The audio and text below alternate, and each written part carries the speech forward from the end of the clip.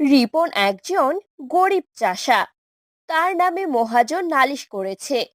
বেচারা কবে তার কাছে 25 টাকা নিয়েছিল, সুদে আসলে তা এখন 500 টাকায় দাঁড়িয়েছে।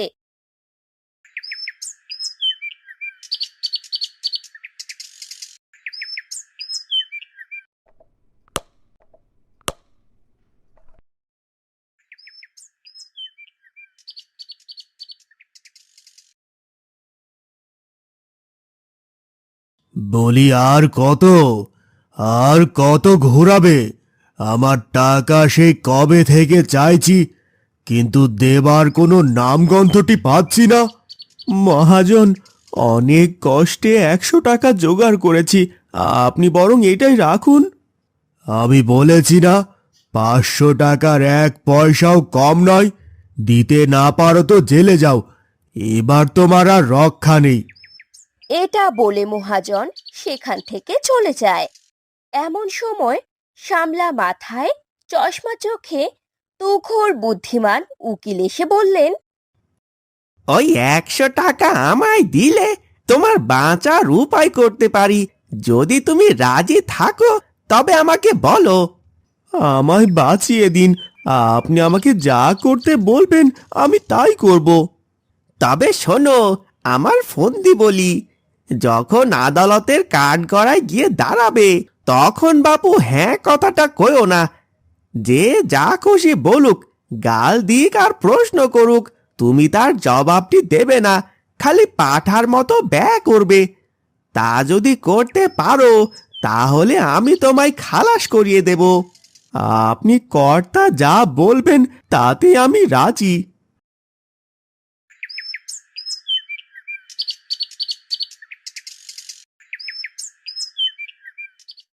পরের দিন রায় পড়ল আদালতে। আদালতে মহাজনের মস্ত উকিল চাষাকে এক ধমক দিয়ে জিজ্ঞাসা করলেন, তুমি 7 বছর আগে 25 টাকা কর্জ নিয়েছিলে, সত্যি কথা বলবে, না হলে তোমার শাস্তি আরো দ্বিগুণ হবে। এটা শুনে রিপন তার মুখের দিকে চেয়ে বলল, ব্যা খবরদার, বল নিয়েছিলি কিনা। ব্যা হুজুর, আসামির বেয়াদবি দেখুন, দেখেছেন আমার কোনো কথার উত্তর না দিয়ে কেমন ব্যা করছে। এটা কিন্তু আমাকে অপমান করা হচ্ছে। ফের যদি অমন করিস তোকে আমি ফাঁসি দেব। এ কথা শুনে তো চাষির রিপন অত্যন্ত ভয় পেয়ে যায়। সে কাঁদতে কাঁদতে বলে, ব্যা ব্যা লোকটা কি পাগল নাকি? হুজুর, ও কি আজকের পাগল? ও বহুকালের পাগল, জন্ম অবধি পাগল। ওর কি কোনো বুদ্ধি আছে না কাণ্ড জ্ঞান আছে? ও আবার কর্জ নেবে কি? ও কি কখনো খত লিখতে পারে নাকি? আর পাগলের খত লিখেই বা কি? দেখুন দেখুন, এই হতভাগা মহাজনটার কাণ্ড দেখুন তো। ইচ্ছে করে জেনে শুনে পাগলটাকে ঠকিয়ে নেওয়ার মতলব করেছে। আরে, ওর কি মাথা ঠিক আছে? এরা বলেছে এইখানে একটা আঙ্গুলের টিপ দে। পাগল কি জানে, সে অমনি টিপ দিয়েছে। এই তো ব্যাপার। লোকটা তো সত্যি পাগল। পাগলের আবার কিসের বিচার? মোকদ্দমা ডিসমিস। মহাজনের তো চক্ষু স্থির। সে আদালতের বাইরে এসে রিপন চাষাকে বললেন, আচ্ছা, না হয় তোর 400 টাকা ছেড়েই দিলাম, ওই 100 টাকায় দে। ব্যা মহাজন যতই বলেন, যতই বোঝান, রিপন চাষা তার পাঠার বলে কিছুতেই ছাড়ে না। এটা শুনে মহাজন রেগে মেগে বলতে লাগলেন, দেখে নেব আমার টাকা তুই কেমন করে হজম করিস। রিপন তার গ্রামে ফিরে যেতে শুরু করে। এমন সময় তার উকিল এসে বলে, যাচ্ছ কোথায় বাপু? আমার পাওনাটা আগে চুকিয়ে যাও। 100 টাকায় রফা হয়েছিল, এখন মকদ্দমা তো জিতিয়ে দিলাম। এটা শুনে রিপন চাষা অবাক হয়ে তার মুখের দিকে তাকিয়ে বলল, ব্যা বাপু হে, ওসব চালাকি খাটবে না, টাকাটি এখনই বের করো। ব্যা উকিল তাকে নরম গরম অনেক কথাই শোনালো। কিন্তু চাষার মুখে কেবলই একটাই জবাব, ব্যা ব্যা আর ব্যা। এটা শুনে উকিল বলে, হতভাগা গোমুখ্য পাড়া কেউ ভূত, তোর পেটে এত শয়তানি কে জানে। আগে যদি জানতাম তাহলে টাকাগুলো আটকে রাখতাম। বুদ্ধিমান উকিলের আর দক্ষিণা পাওয়া হলো না। সে মন খারাপ করে সেখান থেকে চলে গেল। এইদিকে চাষা রিপন 100 টাকা বাঁচাতে পেরে খুশি মনে গ্রামে চলে আসলো। একটি বিশাল গাছের ছায়ায় রামু একা বসে আছে। তার মুখে ক্লান্তি আর হতাশার ছাপ স্পষ্ট। ঠিক তখনই যাওয়ার সময় এক সাধু এসে তার সামনে দাঁড়াল। আরে ভাই, তুমি কে? আর এই নির্জন জঙ্গলে একা একা বসে আছো কেন? আমি সীতাপুর গ্রামের মানুষ। আমার নাম রামু। আমি খুবই গরিব। আজ সকালে স্ত্রীর সঙ্গে আমার ঝগড়া হয়েছে। রাগ করে সে আমাকে নানা কথা শুনিয়ে ঘর থেকে বের করে দিয়েছে। বলেছে আগে গিয়ে অনেক টাকা পয়সা আয় করতে হবে। সেই উদ্দেশ্যেই বাড়ি ছেড়েছি। হাঁটতে হাঁটতে খুব ক্লান্ত হয়ে পড়েছিলাম, তাই এই গাছের নিচে এসে বসে পড়লাম। হ্যাঁ রামু, এটা সম্ভব। তবে রাজা হতে হলে তোমাকে একটু কষ্ট সহ্য করতে হবে। কষ্ট? কী রকমের কষ্ট জ্যোতিষী মশে? তোমার হাতের তালুতে আমি খঞ্জর দিয়ে একটি রেখা কাটব। এতে তোমার কিছুটা ব্যথা হবে, কিন্তু তারপর তোমার ভাগ্য বদলে যাবে। যেসব ভাগ্যের দরজা বন্ধ ছিল তা চিরতরে খুলে যাবে। রামু কিছুক্ষণ চুপ থাকে। তার মুখে সংকল্প আর দ্বন্দ্বের ছাপ পড়ে। শেষে সে দৃঢ়ভাবে মাথা নাড়ে। আমি রাজি জ্যোতিষী মশাই, দয়া করে শীঘ্রই আমার হাতের তালুতে সেই রেখা এঁকে দিন। ঠিক আছে, আমি এক্ষুনি রেখা এঁকে দিচ্ছি। হয়ে গেছে রামু, এখন তুমি এখান থেকে চলে যাও। তোমার ভাগ্যের রাজযোগ লিখে দেওয়া হয়েছে। খুব শীঘ্রই তুমি কোনো দেশের রাজা হয়ে উঠবে। রামু কৃতজ্ঞতায় জ্যোতিষীকে প্রণাম করে। জ্যোতিষী চলে যাওয়ার পর রামু অন্যদিকে চলে যায়। আনন্দে নাচতে নাচতে পথ চলছে। মুখে তার স্বপ্নের হাসি ঝলমল করছে। ওরে, আমি রাজা হব। তখন গ্রামের সবাইকে দেখাবো আমি কোনো অর্কমা না। আমার স্ত্রী সীমা আর সন্তানরা অনেক খুশি হবে। রামু যাওয়ার সময় হঠাৎ করে দূরে একটা মন্দির দেখতে পায়। এই শহরে যাওয়ার আগে এই মন্দিরে একবার প্রণাম করে নি। হে প্রভু, এই দুঃখী মানুষের আহ্বান শুনুন। আমাকে গরিব থেকে রাজা বানিয়ে দিন। রামু প্রার্থনা শেষ করতেই দুজন সৈন্য দ্রুততার সঙ্গে তার সামনে এসে দাঁড়ায়। এই যে মশাই, তোমাকে আমাদের মহামন্ত্রী ডাকছেন। কিন্তু কেন? এর উত্তর শুধু মহামন্ত্রীজিই দিতে পারবেন। তিনি আপনার জন্য অপেক্ষা করছেন। আচ্ছা, তাহলে চলো। রামু সৈন্যদের সাথে হাঁটতে লাগলেন। দেখতে দেখতে রাজসভায় সামনে পৌঁছে গেলেন, যেখানে মহামন্ত্রী দামি পোশাক পরে সম্মানসূচক ভঙ্গিতে দাঁড়িয়ে থাকে এবং রামুকে বলতে থাকেন, আসুন হুজুর, আসুন। আমরা আপনাকে আন্তরিকভাবে স্বাগত জানাচ্ছি। এই মহামন্ত্রী আমাকে এত সম্মান দেখাচ্ছে কেন? এর পেছনে কারণ কি? আমি কি কোনো ফাঁদে পড়তে যাচ্ছি না তো? হুজুর, আপনার মনে কোনো সন্দেহ রাখবেন না। আমরা আপনাকে খুবই সম্মানজনক ও উচ্চ একটি পদে বসাতে যাচ্ছি। উচ্চ পদ? সেটা আবার কি? হুজুর, আজ থেকে আপনিই হচ্ছেন দৌলতপুর রাজ্যের নতুন রাজা। রাজা? তাও আমি? এসব কি শুনছি? এটা কি সত্যি নাকি জেগে জেগে স্বপ্ন দেখছি? হুজুর, এটা কোনো স্বপ্ন নয়, এটাই সত্যি। আজ সকালেই আমাদের দৌলতপুর রাজ্যের মহারাজা দৌলত সিং মারা গেছেন। তার কোনো সন্তান ছিল না, তাই রাজ্যের প্রথা অনুযায়ী রাজার মৃত্যুর দুদিনের মধ্যে যে কোনো বিদেশি প্রথম এই মন্দিরে এসে প্রণাম করে সেই রাজা হয়। আর আপনি সেই প্রথম বিদেশি যিনি এই প্রথা সম্পন্ন করেছেন। তাই আজ থেকে আপনিই আমাদের রাজা। জ্যোতিষী আমার হাতে যে রেখা এঁকেছিল তার ফল এত তাড়াতাড়ি দেখা দেবে তা আমি ভাবতে পারিনি। যাই হোক, আমি সত্যিই রাজা হয়ে গেলাম। হুজুর, আপনি কি ভাবছেন? এসব চিন্তা বাদ দিন।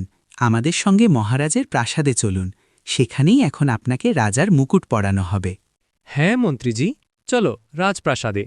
মহামন্ত্রী রামুকে রাজপ্রাসাদে নিয়ে যান।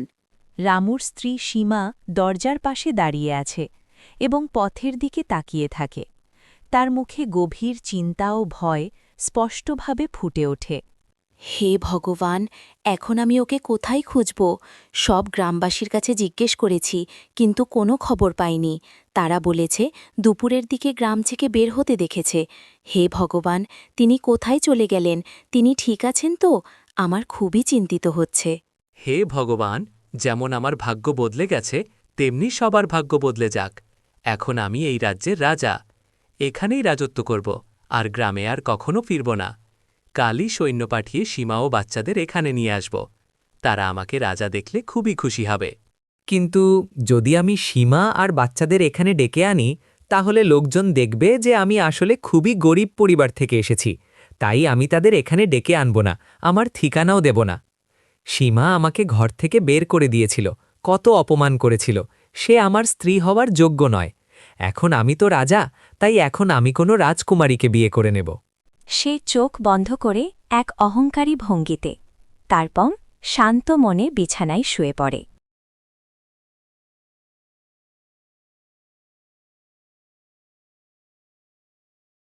মহামন্ত্রীজি, দেবপুরের জ্যোতিষী চন্দ্রনারায়ণকে এখানে হাজির করো।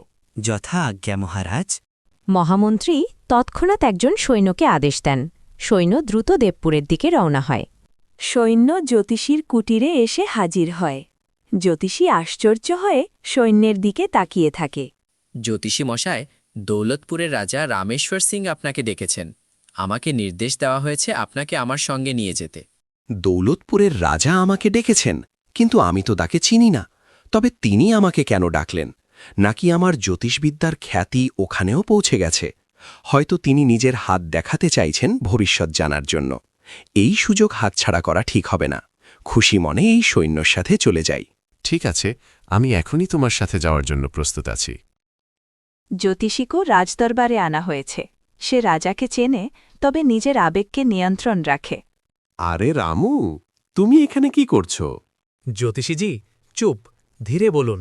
এখন আমি আর রামু নই, আমি রাজা রামেশ্বর সিং। তোমার সামনে সিংহাসনে বসে আছি। আপনি এত তাড়াতাড়ি রাজা হবেন এটা আমি স্বপ্নেও ভাবিনি। জ্যোতিষীজি, এই সবই আপনার কৃপায় হয়েছে। আপনি যদি আমার হাতে খঞ্জর দিয়ে সেই রেখা না টানতেন, তাহলে আজ আমার ভাগ্য বদলাত না। চন্দ্রনারায়ণজি, আপনার কারণেই আমি আজ রাজা হতে পেরেছি। সুতরাং পুরস্কার হিসেবে আমি আপনাকে হিরে জহরতে ভরা 5টি হাতি দিতে চাই, সাথে 10,000 স্বর্ণমুদ্রা দেওয়ার ঘোষণা করছি। জ্যোতিষীর চোখ উজ্জ্বল হয়ে ওঠে। সে খুশিতে আত্মহারা। ধন্যবাদ মহারাজ, আমি আপনার এই উপহার গ্রহণ করছি। আপনি মাঝে মাঝে আমার সঙ্গে দেখা করতে আসবেন। আপনার সঙ্গে দেখা করতে পারলে আমি খুব খুশি হব। ঠিক আছে মহারাজ, আমি অবশ্যই আসব। জ্যোতিষী পুরস্কার নিয়ে নিজের নগরে ফিরে যা। মহামন্ত্রীজি, আমাদের রাজ্যের সবচেয়ে কাছের প্রতিবেশী রাজ্য কোনটি, আর সেই রাজ্যের রাজাকে? মহারাজ, আমাদের রাজ্যের সীমান্তের সঙ্গে সবচেয়ে কাছের রাজ্য হল বিজয়পুর। সেখানে রাজত্ব করেন রাজা সূর্যদেব সিং। মহামন্ত্রীজি, এখনই সেনাবাহিনীকে যুদ্ধের প্রস্তুতি নেওয়ার আদেশ দিন। আমরা আজই যুদ্ধে যাওয়ার প্রস্তুতি শুরু করব। যুদ্ধ? মহারাজ, আপনি কার সঙ্গে যুদ্ধ করতে চান? আমাদের তো কোনো রাজার সঙ্গে শত্রুতা নেই। রাজা সূর্যদেবের সঙ্গে আমাদের বন্ধুত্বপূর্ণ সম্পর্ক আছে। আপনার আগে রাজা দৌলত সিংও তার সঙ্গে খুব ভালো বন্ধুত্ব করেছিলেন। বন্ধুত্ব? আমি বন্ধুত্ব চাই না, আমি চাই বিজয়। আমি চাই রাজ্যের বিস্তার। আমি নতুন রাজা। পুরনো কোনো চুক্তির আমার কাছে কোনো মূল্য নেই। তুমি এখনই আদেশ দাও। মহামন্ত্রের সতর্ক কথায় রাজা আরও ক্ষিপ্ত হয়ে ওঠেন। তার কণ্ঠস্বর হয়ে ওঠে রূঢ় ও অহংকারে ভরা। মহামন্ত্রীজি, আমি আপনাকে এখানে এজন্য ডাকিনি যে আপনি আমাকে উপদেশ দেবেন। রাজাকে আমি, না আপনি? মহারাজ, রাজা তো আপনি, আর আপনিই থাকবেন। কিন্তু হাত জোড় করে একটি অনুরোধ করছি, আপনি রাজনীতিতে এখনও নতুন। তাই রাজা সূর্যদেবের ওপর আক্রমণের মতো বড় সিদ্ধান্ত নেবার আগে দয়া করে আপনি এই বিষয়টি নিয়ে একবার ভালো করে ভেবে দেখুন। আমি মানি বিজয়পুর রাজ্য আমাদের চেয়ে ছোট এবং রাজা সূর্যদেবের সেনাবাহিনীও আমাদের থেকে কম। আক্রমণ করলে তার হার আর আমাদের জয় নিশ্চিত, কিন্তু কোনো কারণ ছাড়া রাজা সূর্যদেবের ওপর আক্রমণ করা বুদ্ধিমানের কাজ হবে না। থামুন মন্ত্রীজি, আপনার কথা অনেক হয়েছে, বন্ধ করুন। আমি রাজা, আর রাজা একবার যে সিদ্ধান্ত নেয় তা আর বদলায় না। যুদ্ধ এখন হবেই। যান, এখনই সেনাবাহিনীকে যুদ্ধে প্রস্তুত থাকার আদেশ দিন। যেমন আপনার ইচ্ছা মহারাজ। আপনাকে বোঝানো আমার দায়িত্ব ছিল, আর আমি সেই দায়িত্ব পালন করেছি। এক্ষুনি গিয়ে সেনাপতিকে আপনার আদেশ জানিয়ে দিচ্ছি। সেনাপতিজি, আমাদের রাজা রামেশ্বর সিং আজই বিজয়পুর রাজ্যে আক্রমণ করতে চান, তাই আপনি যত দ্রুত সম্ভব সব সেনা একত্র করুন এবং যুদ্ধে যাওয়ার জন্য প্রস্তুত থাকুন। কি ব্যাপার মন্ত্রীজি, মহারাজের হঠাৎ এটা কী রকমের সিদ্ধান্ত? আপনি কি তাকে এই আক্রমণ থেকে বিরত করতে চেষ্টা করেননি? সেনাপতিজি, আমি মহারাজকে অনেক বোঝানোর চেষ্টা করেছি, কিন্তু তিনি নিজের জিদে অটল। তাই এখন যুদ্ধ ছাড়া আর কোনো উপায় নেই। ঠিক আছে মহামন্ত্রীজি, আদেশ পালন করাই আমাদের দায়িত্ব। আমি খুব শিগগিরই সব সৈন্য একত্র করে তাদের যুদ্ধে যাওয়ার জন্যে প্রস্তুত করব। দৌলতপুরের বিশাল সেনাবাহিনী চারদিক থেকে বিজয়পুরের ছোট সেনাদলকে ঘিরে ফেলে। যুদ্ধ অল্প সময়ের হলেও তা ছিল ভয়ঙ্কর। বিজয়পুরের সৈন্যরা একে একে পরাজিত হতে থাকে। নিজের ক্ষুদ্র বাহিনীর এমন ভয়াবহ ক্ষতি দেখে রাজা সূর্যদেব গভীরভাবে ব্যথিত হন। তিনি দূরের একটি উঁচু জায়গা থেকে সবকিছু নীরবে প্রত্যক্ষ করছেন। আমার পুরো সেনাবাহিনী সম্পূর্ণভাবে ধ্বংস হয়ে যাওয়ার আগেই এবং দৌলতপুরের নতুন রাজা আমাকে বন্দী করার আগেই আমাকে এখান থেকে পালাতে হবে, নইলে সে আমাকে ধরে নিয়ে গিয়ে নিশ্চিত মৃত্যুর মুখে ঠেলে দেবে। কিছুটা পথ এগোনোর পর এক নির্জন পথে এসে থেমে দাঁড়ান ও চিন্তায় ডুবে যান। এখন আমি কোথায় যাব? রাজপ্রাসাদে মহারানী আর যুবরাজ দুজনেই একা পড়ে আছেন। এই অবস্থায় আমার উচিত গুরু মাতঙ্গ ঋষির আশ্রমে যাওয়া। সম্ভবত তিনিই আমাকে কোনো উপায় দেখাতে পারবেন। সেখানে পৌঁছেই আমি মহারানী ও যুবরাজকে তার আশ্রমে আসতে বলবো। রাজা সূর্যদেব আশ্রমে পৌঁছে যায়। তার চোখে মুখে ক্লান্ত ও বিপর্যস্ত স্পষ্টভাবে ফুটে ওঠে। প্রণাম গুরুদেব।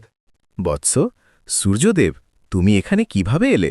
আর তোমার এই অবস্থা কেন? গুরুদেব, দৌলতপুরের নতুন রাজা হঠাৎ করে বিজয়পুরে আক্রমণ করেছে। নিজের সেনাবাহিনীর পরাজয় দেখে আমি আপনার আশ্রয়ে চলে এসেছি। এটা তো খুবই খারাপ হলো বৎস।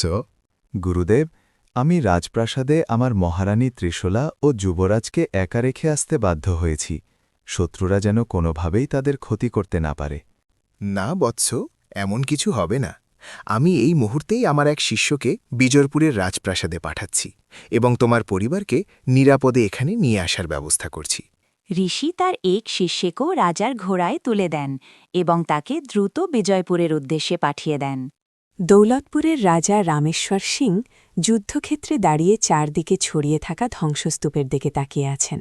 তার মুখে বিজয়ের অহংকারী হাসি। তার পাশে মহামন্ত্রী নীরবে দাঁড়িয়ে আছে। মহারাজ, বিজয়পুরের সব সৈন্য এখন পরাজিত। আপনার এখন কি আদেশ? দৌলতপুরের সৈন্যরা বিজয়পুরের রাজপ্রাসাদে আক্রমণ করে। মহারানী ত্রিশলা ও যুবরাজকে জোর করে ধরে আনা হয়। তারা ভয়ে আতঙ্কিত। সৈন্যরা, এই দুজনকে গ্রেফতার করে কারাগারে নিয়ে যাও। আমাদের মনে হচ্ছে রামেশ্বর সিংকে রাজা বানিয়ে আমরা বড় ভুল করেছি। সে এতটাই নিষ্ঠুর যে নারী ও শিশুদের কারাগারে আটক রাখার নির্দেশ দিচ্ছে। মাতঙ্গ ঋষির শিষ্য বিজয়পুর থেকে ফিরে আসে। সে ঋষি ও রাজা সূর্যদেবের সামনে সংবাদ জানায়। গুরুদেব, রাজামশাই, খারাপ খবর আছে। রাজা রামেশ্বর সিং মহারানী ত্রিশলা এবং যুবরাজকে ধরে কারাগারে নিক্ষেপ করেছে। না, হায় গুরুদেব, তার হাতে আমার রানী আর আমার প্রিয় পুত্র বন্দী। আমরা কি করেছি? আমরা তো কারোর কোনো ক্ষতি করিনি। রাজা ফুঁপিয়ে ফুঁপিয়ে কাঁদতে থাকেন। ঋষি তাকে সান্ত্বনা দেয়। বৎস, ধৈর্য ধরো। পাপের ঘোড়া একদিন না একদিন পূর্ণ হবে। সেদিন রাজা রামেশ্বর সিংকে তার সব পাপের শাস্তি অবশ্যই ভোগ করতে হবে। গুরুদেব, আমাদের সব কিছু লুট হয়ে গেছে। এখন আমরা কোথায় যাব? বৎস, তোমাকে কোথাও যেতে হবে না। এখন থেকে তুমি আমাদের আশ্রমেই থাকবে। আমি প্রতিজ্ঞা করছি, যে কোনো উপায়ে তোমার রানী ও পুত্রকে আমি ফিরিয়ে আনব। ঠিক আছে গুরুদেব। রাজা রামেশ্বর সিং বিজয়পুরে দাঁড়িয়ে জনতার কাছে ঘোষণা দেন। বিজয়পুরের বাসিন্দারা, আজ থেকে বিজয়পুর রাজ্য আমাদের নিয়ন্ত্রণে থাকবে। আজ থেকে এই রাজ্যে আমার হুকুমেই চলবে। রাজা রামেশ্বর সিং ঘোষণা দিয়ে সে দৌলতপুরে ফিরে আসে এবং মহামন্ত্রীকে রাজকোষ দেখাতে আদেশ দেন। মহামন্ত্রীজি, এখন তো আমি এই রাজ্যের রাজা। একজন রাজার অবশ্যই জানা উচিত তার কোষাগারে কত ধন আছে। তাই আমি এখনই কোষাগার দেখতে চাই। মহামন্ত্রী তাকে কোষাগারে নিয়ে যান। সোনা রূপার স্তূপ দেখে রাজা বিস্ময়ে হতবাক। আরে এত ধন দৌলত আমি কখনো স্বপ্নেও দেখিনি। হঠাৎ তার চোখ পড়ে কিছু খালি সিন্দুকের ওপর। মহামন্ত্রীজি, এই সিন্দুকগুলো ফাঁকা কেন? এর ভেতরে ধন কোথায় গেল? মহারাজ, গত বছর রাজ্যে ভয়ানক খরা পড়েছিল। তখন এই সিন্দুকের স্বর্ণমুদ্রাগুলো দুর্ভিক্ষে ভোগা মানুষদের দেওয়া হয়েছে। সেই থেকেই এই সিন্দুকগুলো ফাঁকা। মহামন্ত্রীজি, খরা তো গত বছর পড়েছিল। এখন রাজ্যে খুশি দেখা যাচ্ছে। তাই রাজ্যের প্রত্যেক মানুষ থেকে ৫০টি করে স্বর্ণমুদ্রা কর হিসাবে নেওয়া হোক, আর এই খালি সিন্দুকগুলো যত দ্রুত সম্ভব ভরে দেওয়া হোক। মহারাজ, আপনি কি বলছেন? দুর্ভিক্ষের ধাক্কা থেকে মানুষ এখনও পুরোপুরি উঠতেই পারেনি। এত তাড়াতাড়ি তাদের ওপর এত ভারী কর চাপানো ঠিক নয়। মহামন্ত্রীজি, আপনি সবসময় আমার কথা বাধা দেন। এখন যান আর আজ থেকেই আমার আদেশ মেনে চলুন। মহামন্ত্রী ম্লান মুখ নিয়ে বেরিয়ে যান। সেই দিন থেকেই সৈন্যরা প্রজাদের কাছ থেকে কর আদায় শুরু করে। গুরুদেব, আপনি যেমন আদেশ দিয়েছিলেন আমি ঠিক তেমনভাবেই সব করেছি। এখন আমাকে আর কি করতে হবে? আমি তোমাকে এক বিশেষ ভেষজের রস দেব। দৌলতপুরে গিয়ে প্রথমেই সেই রস রাজা রামেশ্বর সিংয়ের ডান হাতের তালুতে ঢেলে দিতে হবে। এমন করলে কি হবে গুরুদেব? রাজা রামেশ্বর সিংহের হাতে এক জ্যোতিষী নকল রাজযোগের একটি রেখা এঁকে দিয়েছিল। তুমি যখন তার ডান হাতের তালুতে ওই রস ঢালবে তখনই সেই রেখা মুছে যাবে, আর ঠিক তখনই রাজ্যের সব মানুষ রামেশ্বর সিংহের বিরুদ্ধে চলে যাবে। আর ভোজের দিনে ব্রাহ্মণদের খাবারের সঙ্গে কি করতে হবে? সেটা তো আমি আগেই তোমাকে বলেছি। ভোজের দিনে গিয়ে ব্রাহ্মণদের খাবার এমনভাবে নষ্ট করে দিতে হবে যাতে তারা খেতে না পারে। এতে সব ব্রাহ্মণ রেগে যাবে এবং রাগের বশে রামেশ্বর সিংকে অভিশাপ দেবে। ঠিক আছে গুরুদেব, যেভাবে আপনার আদেশ। ঋষি মহাশয়, আপনাকে আমার রাজ্যে স্বাগতম। আপনি আসার কারণে আজ আমরা ধন্য হলাম। সন্ন্যাসী রাজার হাত দেখতে চান। রাজা সম্পূর্ণ বিশ্বাস নিয়ে তার হাত বাড়িয়ে দেন। মহারাজ, আমি আপনার হাত অমৃত দিয়ে ধুইয়ে দিচ্ছি।